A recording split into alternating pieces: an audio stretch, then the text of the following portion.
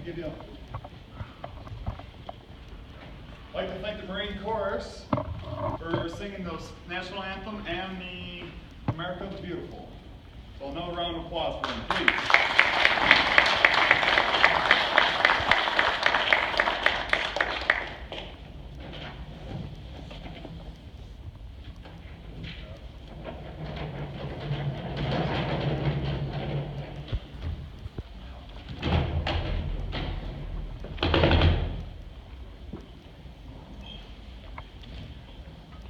Today is a special day. We recognize all those who have served our time and served our country.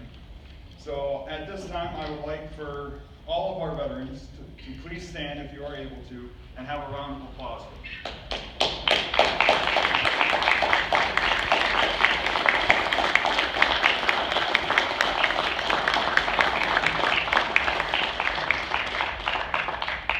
On behalf of everyone here, we thank you for your service.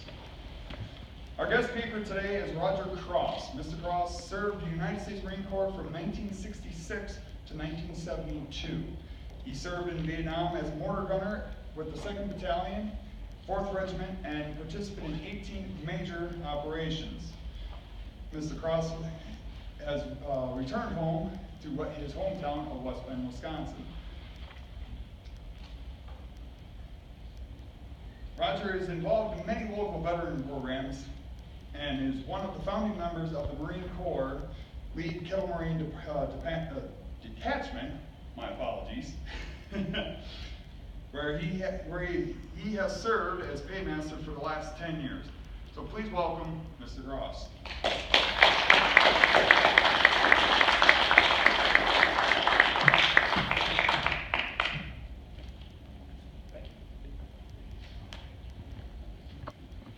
Good morning, or good afternoon now.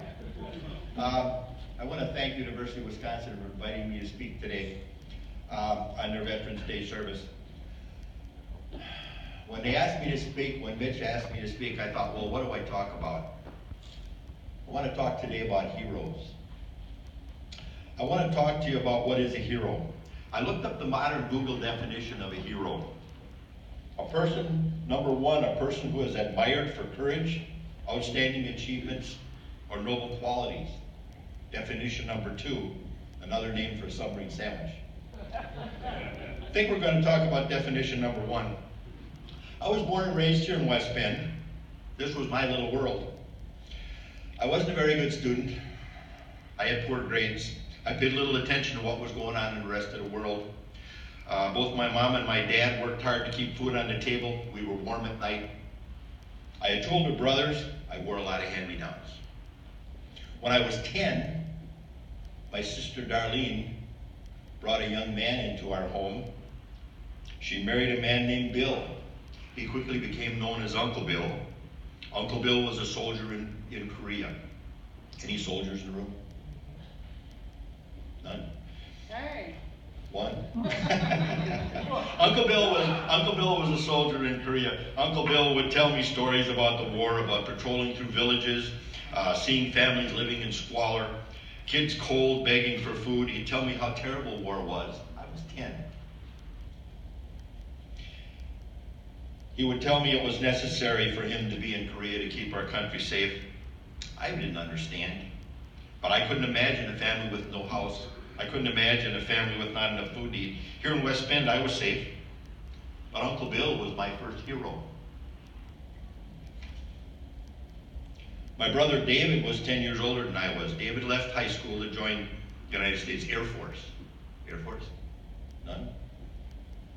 David left high school to join the Air Force. He was stationed in Germany for a year. He'd write me letters home how proud he was to be in the Air Force. He talked about some of the local villages in Germany. I would see families with kids with torn and ragged clothing, kids cold, hungry. I heard what he said, but I was well fed, I was comfortable here in my little world in West Bend. My brother David was another one of my heroes. My second brother was Dwight. He was 7 years older than I was. Whitey left high school here in West Bend, joined the United States Navy. He played in the Navy band. While attended medical school, he became a Navy corpsman, quickly attached to the Marine Corps in Japan. Again, I got letters from him telling me about families with no food, no clothing, no heat in the wintertime. I didn't know what was going on in the rest of the world, but I was safe here in my little part of the world, here in West Bend. Whitey later re-enlisted in the Marine Corps. Another brother, another hero.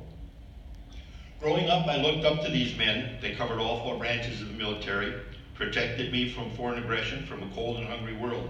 These men were my heroes, along with Roy Rogers, of course. In 1960, I entered high school with a poor attitude and very poor grades. I was a drummer in a rock band for many years. Played at local sock hops and bars. West Bend and the surrounding area was my little world. I thought very little about what went on in the rest of the world.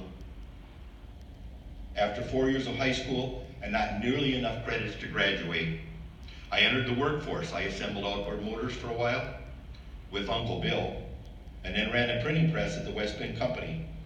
And I met a girl. Not just any girl, but the prettiest girl I had ever seen.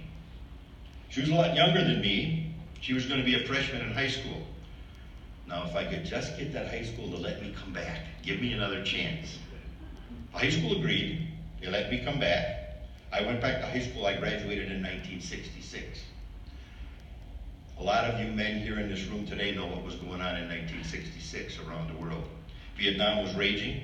Evening news showed young men fighting and dying halfway around the world. I was safe here in my little world. I had the prettiest girl in town. I had my heroes here in West Bend, except for Roy Rogers. He had died. A few weeks before my high school graduation, I received a draft notice. I recalled all the stories I had heard from my heroes about different branches of service, but something pulled me to the Marine Corps. On July 5th of 1966, I left the safety of small town West Bend, entered Marine Corps boot camp. Now, all of you here today think your boot camp was probably the toughest. I think mine was. You gotta see, I had a chip on my shoulder, and Marine Corps drill instructors are well trained in chip removal. A few weeks after getting into boot camp, Marine Corps starts to assess where each might fit it best into the Corps. I'd run a printing press for a while. Surely the Marine needed a printing press operator. I remember my drill instructor putting his hand on my shoulder and saying, Vietnam. Why? I wasn't interested in going to Vietnam. People were dying in Vietnam. Marines were coming home in boxes. I didn't want to go to Vietnam. I was a drummer. Maybe the Marine Corps needed a drummer in a Marine Corps band. My drill instructor looked in my eyes and said, Vietnam. A few weeks later, I shot expert rifle qualification. Maybe the Marine Corps rifle team? No, Vietnam. By Christmas in 1966, I was in Vietnam attached to a rifle company near a little village called Dai Lac. I was in country less than 24 hours when the fire team I was put in walked into an ambush. I carried out my first dead body. What had happened? What had I gotten myself into? I was now seeing firsthand what Uncle Bill and my brothers had warned me about. I saw young men fighting and dying for their country. I saw those Vietnamese families living in grass huts, kids and old men so skinny they could hardly walk. Some of you have seen it. This is not how life was in my world here in the United States. I survived Vietnam, came home with a few bumps, bruises, scars, but I came home with a new understanding of how other parts of the world lived and why the servicemen and women had to fight to protect our way of life. I had Marines die in my arms while defending the United States and our way of life. These men, one by one, were added to my hero list. Now I had seen firsthand what Uncle Bill and my brothers had fought for. I came back to West Bend in the spring of 1968, just in time to bury one of my best friends, Glenn Dean, United States Army, killed in action, Vietnam. Glenn had become another one of my heroes. That pretty little blonde girl, she waited. We married, raised a family here in West Bend.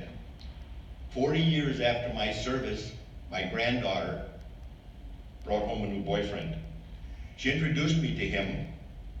I liked him right away, probably because he said he was going to be a Marine. The love affair with my granddaughter didn't work out, but this young man accepted the torch of freedom, joined the Marine Corps, and did his part to defend the United States and our way of life. Proud to say, I know him still today, and he's here, another defender of the freedom, another one of my heroes, Mitch Bury. I've always had a love affair with handguns. Shot expert in the Marine Corps. So I was quite good at it. 7 years ago, I was asked to become a coach for the Ozaki County High School pistol team. I accepted, but on practice nights, I was always sure to wear a shirt or a jacket with a big USMC on it. One night, I had a high school freshman on the team walk up to me and say, "Hey coach, when I graduate from high school, I'm going to be a Marine." I said, "Good for you, son," but secretly I thought, I hope he changes his mind, because I like this kid. And Marines die, Marines come home in a box. I didn't want to see this kid come home that way. 4 years later, Andrew Bubba Holzer became a United States Marine. He also is a high school national handgun championship. His last day in Grafton, he thanked me for the handgun training. Bubba has stopped calling me coach. He now calls me grandpa. Corporal Bubba Holzer has taken the torch of freedom from his dad, who was a Marine, and from this old Marine, and he now proudly carries it with the 15th Marine Expeditionary Unit, currently aboard the USS America, currently docked in Egypt. Today I realize the heroes from the small town West Bend have blanketed the world, covering all branches of the military. The local heroes have changed to a younger, better trained, more capable force, all fighting for the freedoms we enjoy here in the United States, and all keeping my little part of the world here in West Bend safe. The student veterans, there are student veterans here today? You student veterans are my new heroes. You see, myself and a lot of these servicemen sitting here today can no longer carry the torch of small town West Bend, but you young Marines, you young veterans can. West Bend and the rest of the world will stay free because you signed a blank check payable to the United States of America for an amount up to and including your life, all given for your fellow man. Thank you.